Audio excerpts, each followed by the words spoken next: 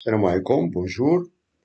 Aujourd'hui, on va continuer la notion du moment d'une force. En mécanique niveau tronc commun, on va aborder un exercice. On considère un solide plan S de masse M 0,3 kg pouvant tourner sans frottement autour d'un axe fixe horizontal delta, passant par le point O situé à une distance d du centre de gravité G du solide S. Pour garder le solide S en équilibre, on applique au point A, voilà le point A, une force F horizontale et d'intensité constante. La droite OA fait un angle alpha avec l'horizontale. Voilà, on a ici la figure. On a ici la force horizontale qui est appliquée au point A. Et bien sûr, on a le solide est en équilibre, c'est-à-dire cette force F qui a aidé à maintenir ce corps en équilibre. La première question, faire le bilan des forces exercées sur le solide S. Deuxième question, trouver l'expression de l'intensité de la force F, bien sûr qui est horizontale, en fonction de petit m, G, l'intensité de pesanteur, alpha, D et OA. Troisième question, calculer l'intensité F, sachant que D est égal à 2 tiers de OA et alpha est de 30 degrés et l'intensité de pesanteur G est de 10 newtons par kilogramme. La dernière question, question 4. Préciser les caractéristiques de R, force exercée par l'axe de rotation delta sur le solide S. Bon, maintenant, on passe à la solution. Commençons par la première question. Faire le bilan des forces exercées sur le solide S. On a ici le solide S de cette forme. Donc, tout d'abord, on écrit système étudié sur le solide S. Et on va déterminer les forces qui s'exercent sur ce solide. Commençons par la force F. Force horizontale exercée en A. Voilà, c'est la force F. C'est une force de contact. Bien sûr, il est localisé. Deuxième force, c'est le poids du solide. Et on sait que le poids est exercé toujours au centre de gravité de ce solide. Bien. La troisième force, c'est la force R exercée par l'axe delta. Par l'axe delta. Étant donné que ce corps, il tourne autour de cet axe delta. Voilà. Cela veut dire, dans ce cas, que le solide est soumis sous l'action de trois forces. F, P et S. Ce sont des forces extérieures. Bien. On passe maintenant à la deuxième question. Trouvez l'expression de l'intensité de la force F en fonction de petit m, la masse du solide, G, l'intensité de pesanteur, alpha, petit d, c'est la distance entre O et G, et OA. Donc, une demande de trouver l'expression littérale de l'intensité de la force F. Bien. Un peu de réflexion. Voilà. Donc, étant donné que le solide est en équilibre, donc, soit on applique la première condition d'équilibre, c'est-à-dire la somme vectorielle de ces forces est égale au vecteur nul, ou bien on applique le théorème du moment. Dans ce cas, on va commencer par l'application du théorème du moment.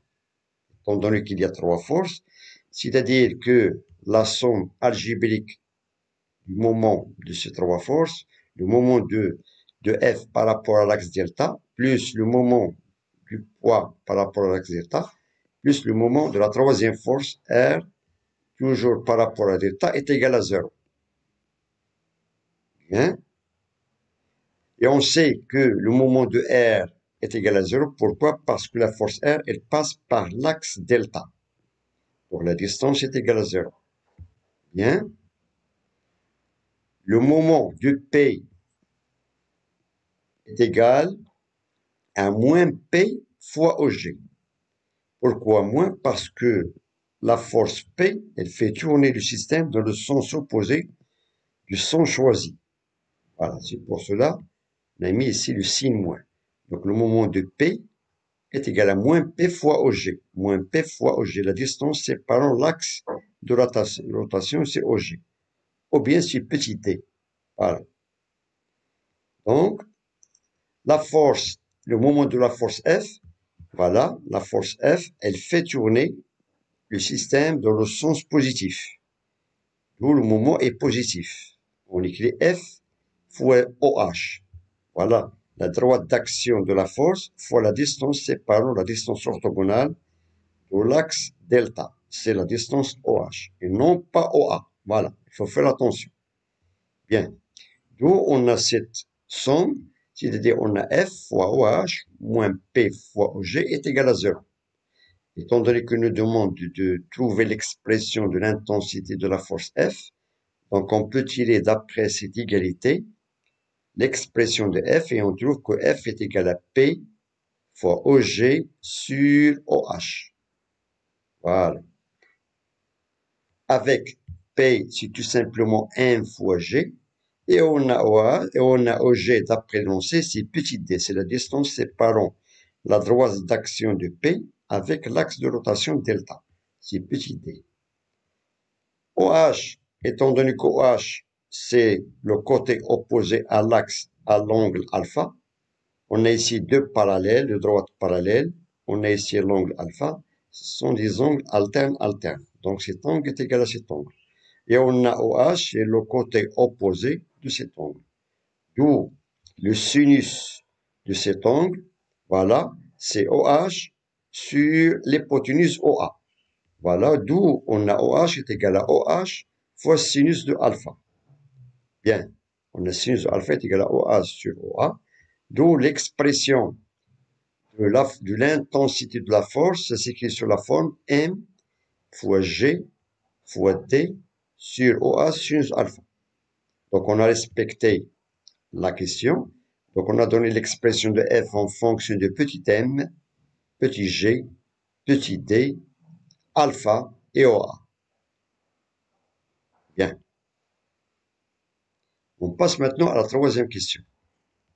Calculer la valeur de F. Donc il nous demande de déterminer maintenant l'intensité de cette force, sachant que d'après les données, on a petit d, c'est le 2 tiers de OA, et alpha est égal à 30 degrés, et G est égal à 10 newtons par kilogramme. Bien, un peu de réflexion. Il suffit tout simplement de remplacer dans l'expression de F ces données. Bien, on sait que F, on a trouvé tout à l'heure d'après la question 2, M fois G fois D sur OA fois sinus de alpha.